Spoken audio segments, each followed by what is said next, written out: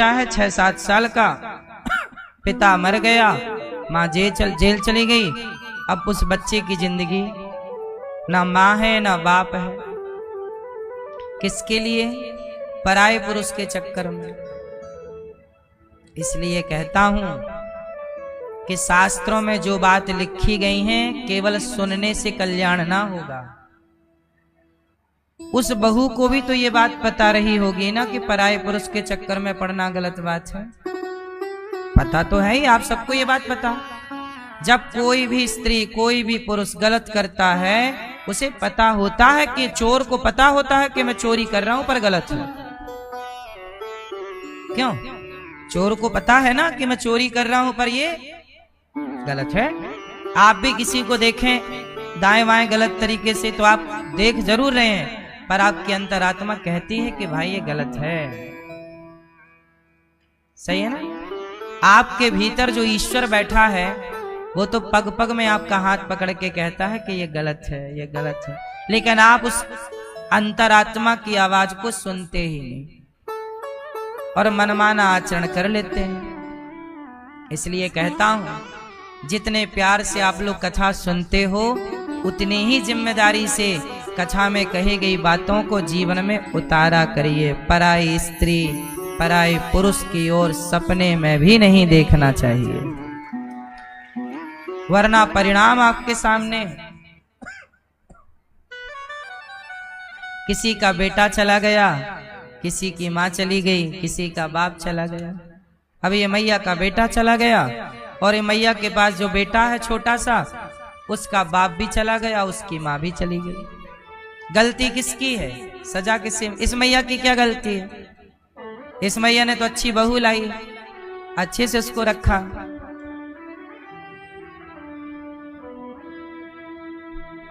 ये मैया में अब मैया का जो देवर का बेटा है, ये वो देवर का बेटा भी तो मैया के लिए बेटा ही था, लेकिन उसने तो धोखा दे दिया।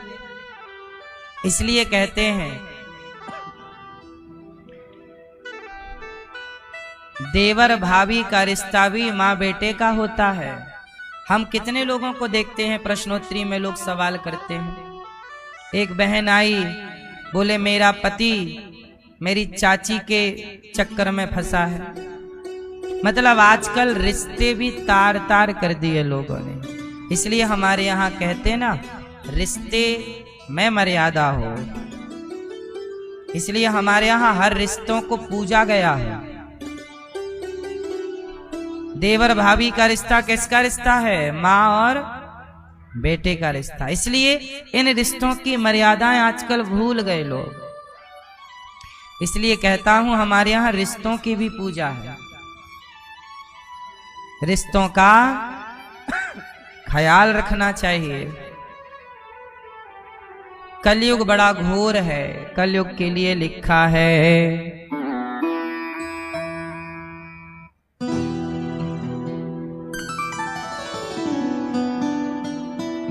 नारी विवश नर सकल गुसाई। तुलसीदास जी कह रहे हैं कलयुग का पुरुष नारियों के वश में है। कलयुग का पुरुष किसके वश में है?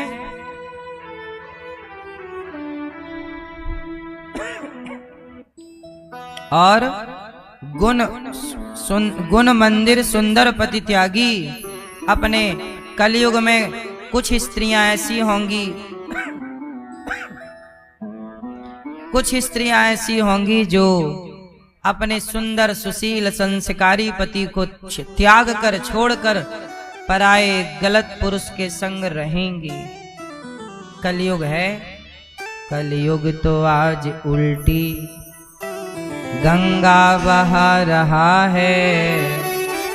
माता पिता को बेटा ठोकर लगा रहा है। कलयुग है। उल्टे काम भी हैं, पर कलयुग में कुछ स्त्रियां ऐसी भी हैं जो हमारे देश को, अभी क्रिकेट हुआ ना, हमारी बहनों ने जीत लिया। क्या हुआ? अभी हमारे भारत में कौन से देश से था क्रिकेट? ऑस्ट्रेलिया। ऑस्ट्रेलिया की महिला टीम को हराकर भारत की महिला टीम विश्व विजेता हो गई। बहुत अच्छा खेला और नारियों ने भारत का नाम रोशन किया, महिला क्रिकेट टीम ने। तो बहुत बहुत बधाई। हमारा देश ऐसे ही हर क्षेत्र में तरक्की करता रहे। तरक्की जिस तरह विश्व विजेता हम खेल में बने, ऐसे ही विश्व विजेता हमें चरित्र में भी बनना होगा। जैसे महिलाओं ने क्रिकेट में नाम कमाया, विश्व विजेता बनी, ऐसे ही भारत की महिलाओं को और भारत के पुरुषों को, दोनों को, आपको चरित्र में भी चरित्रवान बनकर विश्व विजेता होना, विश्व को हराना है। हम देखो कैसे चरित्रवान है और दुनिया कहाँ है। आप अपने को मजबूत करिए। जिसका चरित्र अच्छा है उसी का चित्र अच्छा है, जिसका चरित्र अच्छा नहीं है उसका चित्र अच्छा। आपकी फोटो, आपकी सेल्फी कलर से अच्छी नहीं आती। आपका चरित्र है तो आपकी फोटो अच्छी है। क्यों? और आपका चरित्र अच्छा नहीं है तो आपकी फोटो अच्छी। सही कह रहे हैं हम, गलत है? भगवान कृपा करें आप पर, सदा आपके चरित्र की भगवान रक्षा करें, हम सबके चरित्र की रक्षा करें। कथा हमें चरित्रवान होने का मैसेज देती है। श्रीमती हमारे परीक्षित बनकर के मैया, श्रीमती सुनीता जी मैया जी और श्री गणेश प्रसाद सोनी जी प्रेम से आप कथा का रसपान कर रहे हैं। और श्री नितिन सोनी जी कहाँ है? श्वेता सोनी जी, राहुल अग्रवाल जी, खुशबू अग्रवाल जी, राजू डुलानी जी और वंदना डुलानी जी, समस्त परिवार गोंदिया महाराष्ट्र से आप आए हैं और वर्षों से आप जुड़े हैं। केवल कथा ही नहीं सुनते, आप वृंदावन में आकर, गौरी गोपाल आकर यहाँ की सारी सेवाओं से आपने अपने आप को जोड़ रखा है, सारी सेवाओं से कनेक्ट हैं। गौरी गोपाल आश्रम में आपका बहुत बहुत योगदान है। और देखो, आपके और हमारे द्वारा यदि कुछ अच्छा हो जाए इस राष्ट्र के लिए, देखो एक व्यक्ति कुछ नहीं कर सकता, लेकिन हम सब मिल जाएं तो हम सब मिलके बहुत कुछ कर सकते हैं। 11 महिलाएं मिल गईं तो 11 महिलाओं ने मिल करके ऑस्ट्रेलिया को हरा करके और विश्व विजेता हो गई कि नहीं? अब 11 में से 10 हटा दो, एक महिला खड़ी कर दो, तो क्या एक महिला जीत सकती है? भाई क्रिकेट हुआ तो 11 की जरूरत थी कि नहीं? बोलो हाँ। क्यों? टीम में 11 लोग होते हैं। क्रिकेट टीम में 11 लोगों की टीम है, तो 11 ने मिलकर के भारत को जिताया है। ऐसे ही हम सब मिल जाएं तो हम सब सनातन को जिता देंगे। किसकी जीत होगी? सनातन की। हम सबको सनातन की सेवा करनी है। इसलिए कहता हूं कि हम सब संगठित होकर सनातन की सेवा करें। अभी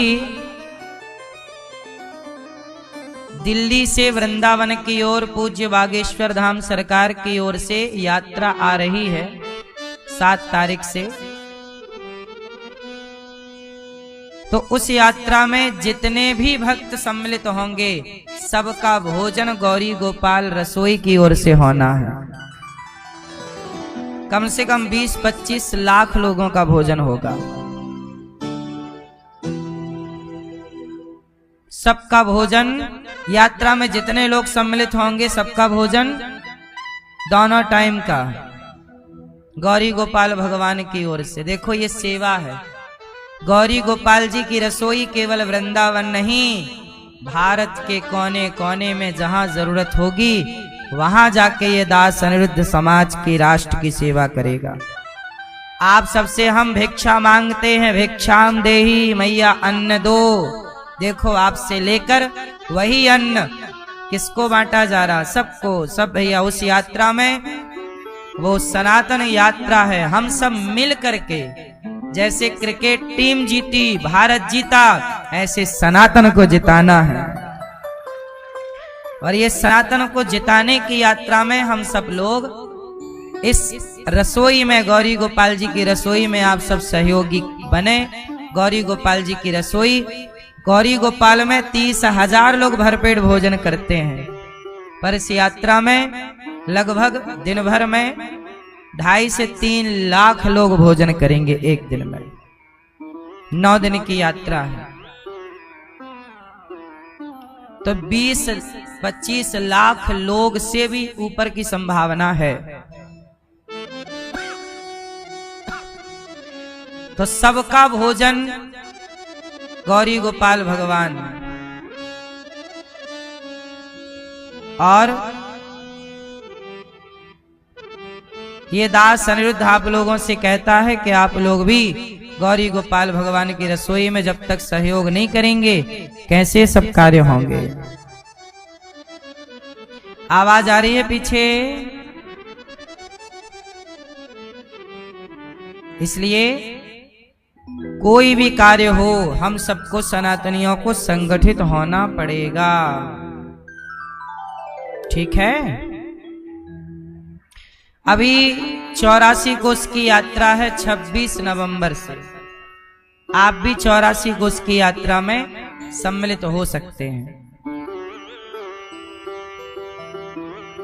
18 नवंबर से भागवत जी के पोथी पाठ हैं, आप भी पोथी पाठ सुन सकते हैं। आप भी अपने माता पिता को भागवत जी सुनवा सकते हैं।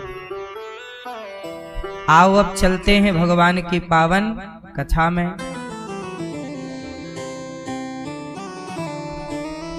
धर्मः प्रोज्झित कैतवोऽत्र परमो निर्मत्सराणां सताम् वेद्यं वास्तवमत्र वस्तु शिविदं तापत्रयोन्मूलनम्।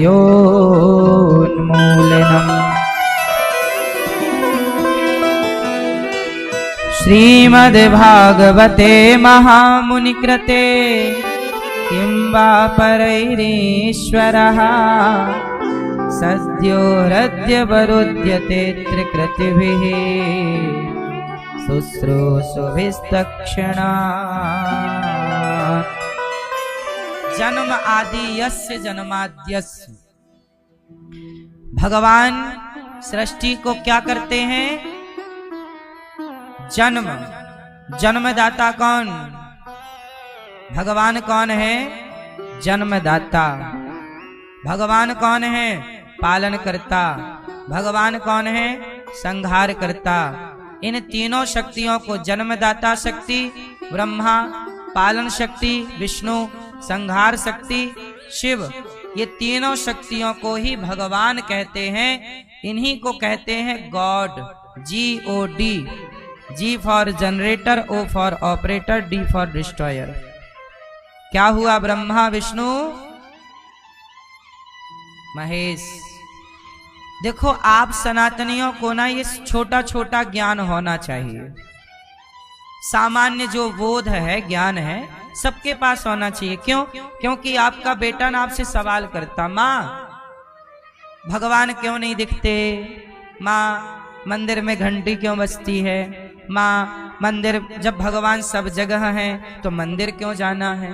तमाम ऐसे क्वेश्चन छोटे छोटे बच्चे जैसे होश संभालते हैं करने लग जाते हैं, और आप लोग उत्तर नहीं दे पाते तो बच्चों को लगता है कि हमारी माँ तो पूजा करती है पर कुछ जानती नहीं है। तो वो आपको ना पागल समझने लगते हैं। इसलिए कहता हूं कि आप अपने बच्चों को कथा सुनवाओ या फिर आप खुद जानकारी प्राप्त करो, बच्चों तक पहुंचाओ। बच्चे कोई भी सवाल करें तो उनका सवाल का उत्तर जरूर मिलना चाहिए। बच्चों आप लोग क्या करते हो, चुप कर। आप इसलिए चुप कराते हो क्योंकि आपको आता नहीं है, आता जाता कुछ है नहीं, तो चुप कर तू, ऐसे पूछता रहता उल्टा सीधा। इसलिए बच्चे जिज्ञासु होते हैं। बच्चा जब इस धरती पर आता है तो वो आपने देखा होगा, सब देखता है, क्योंकि उसके लिए संसार नया है ना।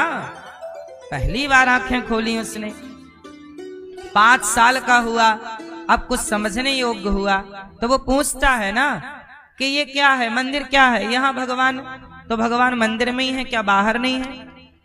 ये सवाल है। वो बच्चा है, वो अभी अभी पूछना सीख रहा है, वो जानना चाहता है। हर व्यक्ति के अंदर एक जिज्ञासा होती है, मैं भी जानूं। यहाँ भैया ये यहाँ भीड़ लगी है, क्यों लगी है? कहीं भीड़ लगी है तो आप पूछ लो कि भैया ये भीड़ क्यों लगी है? भाई साहब यहाँ ये शोर क्यों हो रहा है? ओ भैया, ओ महाराज, बैठ जाओ सरकार, ये भीड़ क्यों लगी है, ये शोर क्यों हो रहा? आप पूछते हो ना तमाम सवाल।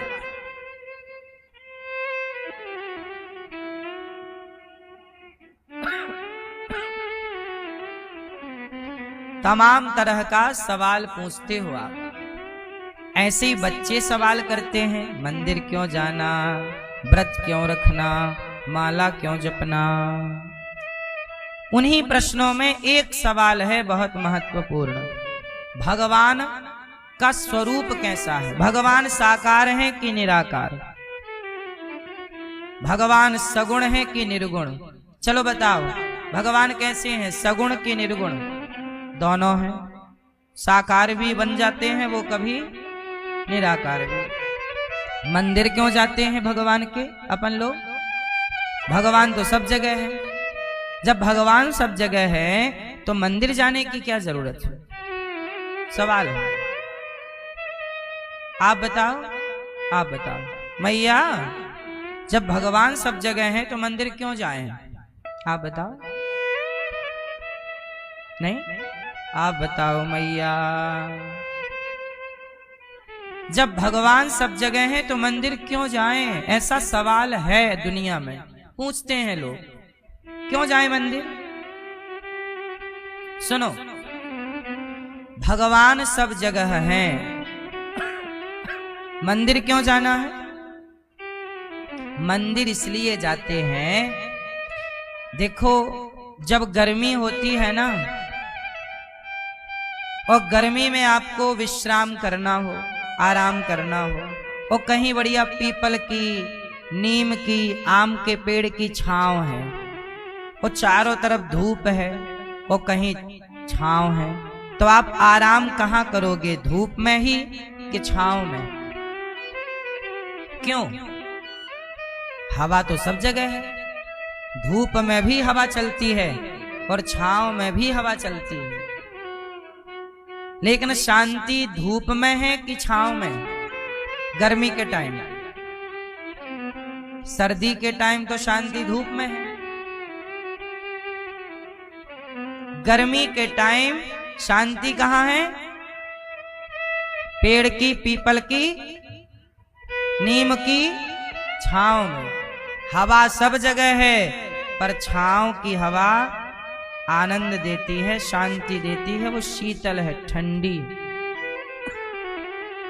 ऐसे ही हवा सब जगह है, पर गर्मी लगती है तो लोग छांव की तरफ भागते हैं। ऐसे भगवान सब जगह है, पर जब भगवान की याद आती है तो लोग मंदिर की तरफ भागते हैं। भगवान तो सब जगह है, सब जगह का परमात्मा। देखो हवा सब जगह है, लेकिन आपकी गाड़ी का टायर पंचर हो जाएगा तो हवा तो सब जगह है। आपकी गाड़ी में हवा कम है तो आप बोलते हो ना भैया हवा कहाँ मिलेगी, तो हवा कहाँ मिलेगी भाई साहब, हवा तो सब जगह है। तेरे मुंह से हवा निकल रही है, तेरी नाक से हवा निकल रही है, हवा ही हवा है। लेकिन ये हवा से गाड़ी के ट्यूब में हवा नहीं जा सकती। हवा गाड़ी के ट्यूब में एक विशेष मशीन है, पाइप के द्वारा वो आपके कनेक्ट होगी ट्यूब से, फिर जाएगी। बोलो हाँ, हवा सब जगह है, पर सब जगह की हवा ट्यूब के अंदर नहीं जा सकती, एक विशेष स्थान है उसके लिए। उसी तरह भगवान सब जगह हैं, पर उसी सब जगह वाले भगवान को पुकारना है तो उसके लिए एक स्थान नियुक्त है कि यहाँ बैठे हैं वो परमात्मा, विशेष रूप से यहाँ बैठकर उसे पुकार लो। कनेक्टिविटी यहाँ आसान है क्योंकि उस परमात्मा का स्वरूप यहाँ स्थापित है, इसलिए भगवान की एक छवि बनाई जाती है, आकृति। बोलो हाँ, राम की, कृष्ण की, जिसकी, नारायण की, दुर्गा की, गणेश जी की, जिसका जहां मन है। अच्छा, हमारे सनातन में कितनी अच्छी बात है कि किसी का मन गणेश जी में लगा है तो भैया तू गणेश जी की पूजा कर, किसी का मन दुर्गा में लगा है तो दुर्गा की पूजा कर, शिव जी में लगा शिव की पूजा कर। हमारे यहाँ ये नहीं कि नहीं, मुसलमानों के यहाँ क्या है, एक अल्लाह के सिवा कहीं और सिर ना झुकाओ। मुसलमान क्या बोलते हैं कि एक अल्लाह के सिवा कहीं सर ना झुके, अल्लाह के सिवा कोई भी इबादत के योग्य नहीं है, ऐसा मुसलमान कहते हैं। हमारे यहाँ कहते हैं कि भाई तेरा अल्लाह केवल एक जगह है, उस एक जगह सिर झुकता है। हमारा भगवान कण कण में उसकी व्यापकता है, किसी रूप में उसे देख सकता है भाई, क्योंकि हमारा परमात्मा सब कुछ समझने में, बनने, हमारा भगवान सब कुछ बन सकता है। जैसे मुसलमानों के यहाँ क्या है कि उनके यहाँ अल्लाह कभी नहीं आते, उनके यहाँ अल्लाह के फरिश्ते आते हैं, है ना। कौन आता है? अल्लाह के मोहम्मद साहब कौन है? अल्लाह के भेजे गए फरिश्ते हैं। उनके यहाँ अल्लाह कभी नहीं आते, अल्लाह के फरिश्ते आते रहते हैं। हमारे यहाँ डायरेक्ट भगवान ही आते हैं। तो एक बार पूछ लिया किसी मुसलमान ने कि तुम्हारे भगवान के पास क्या कोई विशेष व्यक्ति नहीं है जो भेज सके वो?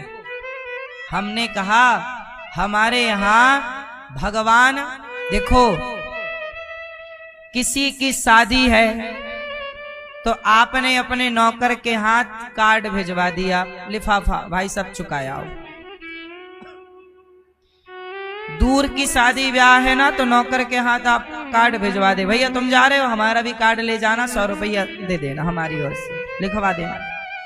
लेकिन कोई विशेष होगा तो आप किसी नौकर को नहीं भेजोगे, आप बोलो स्वयं जाओगे। बोलो हाँ। उसी तरह जब भक्तों पर संकट पड़ता है तो भगवान किसी और को नहीं भेजते, स्वयं भगवान अपने भक्तों के लिए नृसिंह बनकर के। अब प्रहलाद पर संकट है तो किसको भेजते कि जाओ मेरे प्रहलाद को बचाओ? हमारे यहाँ तो प्रहलाद का बाप ही इतना खतरनाक है कि उसने ब्रह्मा जी को प्रकट करके वरदान मांग लिया, ना दिन को मरू ना रात को। तो वहां भगवान किसको भेजते? बोलो हाँ, भगवान को ही जाना पड़ा, ना दिन को मरू ना रात को, शाम को। ब्रह्मा के बनाए किसी व्यक्ति से नहीं मरू, तो ब्रह्मा जी को भगवान बनाते हैं तो भगवान को ही आना पड़ा। मनु शत्रुपा ने तपस्या की और कहा हे प्रभु हमें आपके जैसा बेटा चाहिए। भगवान बोल, अच्छा ये बताओ भगवान के जैसा कौन है? उत्तर, मेरी मां, भगवान के जैसा कौन है? बोलो। भगवान के जैसा कोई है ही नहीं। है? जब है ही नहीं तो भेजें किसे? इसलिए हमारे यहां भगवान अपने किसी बंदे को नहीं, स्वयं प्रहलाद पर संकट आया, खुद खंबा तोड़ करके प्रकट हो गए। मेरा भक्त मेरा आज।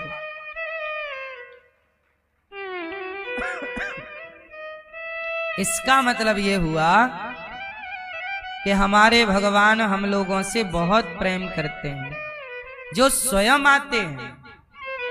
इसलिए मेरी मां, भजन किया करो। भगवान सब जगह है, पर मंदिर एक विग्रह है, एक स्थान है। मनुष्य का धर्म। अच्छा बताओ, धर्म कितने होते हैं? मुस्लिम धर्म है या नहीं? हिंदू धर्म है या नहीं? बोलो, हिंदू धर्म है या नहीं? है। मुस्लिम धर्म है या नहीं? जोर से, जोर से, जोर से। नहीं, हिंदू धर्म है, मुस्लिम धर्म नहीं, मुस्लिम मजहब है। क्या है? वो मजहब है। ईसाई धर्म है क्या? अब आप लोग क्या बोल देते हैं, ईसाई धर्म में ऐसा लिखा है। ईसाई को धर्म क्यों बोलते हो? ईसाई धर्म नहीं है, ईसाई पंथ है। ईसाई लोग क्या लिखते हैं? पंथी, पंथ। वो पंथ यूज करते हैं, वो एक पंथ है, ये एक मजहब है। धर्म जहां लगा है, धर्म संस्कृत का शब्द है, जहां धर्म जुड़ा है वहां धर्म जहां है वो सनातन ही है। सनातन में ही धर्म हो सकता है। और दुनिया में धर्म होता तो वो अपने त्योहारों में इतना खून खराबा क्यों करते? पशुओं का खून बहाते। धर्म, अब देखो ना,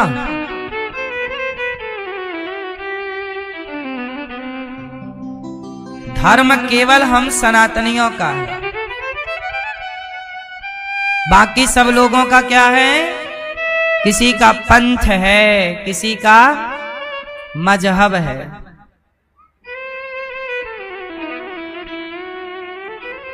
इसलिए मैं आपसे कहता हूं,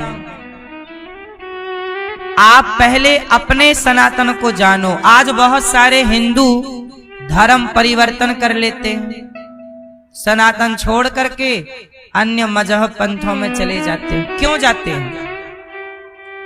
इसलिए चले जाते हैं क्योंकि उन्हें अपने धर्म का पूरा ज्ञान, ना वो पढ़ते, ना वो सत्संग करते। नॉलेज कहां से आएगा? ना तो उनके माँ बाप ने उनको सिखाया, ना समाज में कोई समझाने वाला है।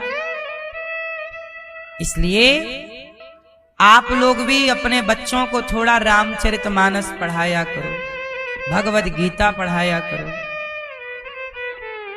धर्म, सनातन धर्म से अच्छा क्या धर्म होगा? चलो बताओ, सनातन धर्म अच्छा है कि नहीं? क्या अच्छा है? क्या अच्छा है? सनातन धर्म अच्छा है। सनातन धर्म में कौन सी परंपरा, कौन सी बात आप लोगों को अच्छी लगती है? ठीक है, सनातन सिखाता है मानवता। मानवता मतलब किसी की हत्या ना करो, चींटी ना मारो, कुत्ता ना मारो। हमारे यहाँ तो मच्छर भी मारना पाप है, क्योंकि अब क्या करें, आदमी को मारना पड़ता है, लेकिन पाप तो है, जीव हत्या। तो अब बताइए, हमारा सनातन धर्म आप लोगों को क्या क्या अच्छा लगा? मानवता अच्छी है। आपको क्या अच्छा लगा सनातन में? क्या अच्छाई है? जोर से। संस्कृति कौन सी? क्या भारतीय संस्कृति में क्या अच्छा है, वही तो हम पूछ रहे हैं। क्या अहिंसा की बात हो गई ना, अहिंसा परमो धर्म, ये बात कर ली ना अपन, आगे स्टेप भी बढ़ो। एक ही चीज अच्छी है क्या, सनातन में एक ही बात है क्या? अरे सनातन में तो बहुत बातें हैं, कुछ आप बताओ। त्योहार, मिठाई मिलती है, गुजिया मिलती है ना, खाने को मिलता आपको। सुनो, सनातन धर्म में सबसे अच्छी परंपरा, सबसे अच्छी बात है जो दुनिया के किसी भी मजहब, पंथ और कहीं नहीं है, देख लेना। सनातन में सबसे अच्छी बात है कि सनातन में पुरुष को भी भगवान माना गया है और स्त्री को भी भगवान माना गया है। हमारे यहां देख लो, दुर्गा की पूजा भगवान की तरह होती है, हाँ या ना? सीता राम, राधा कृष्ण, लक्ष्मी गौरी। अब हिंदुओं के अतिरिक्त बताओ कि कहां स्त्रियों की पूजा हो रही, बताओ जरा मुझे, बताओ, नाम मैं गिन लूं, गिना।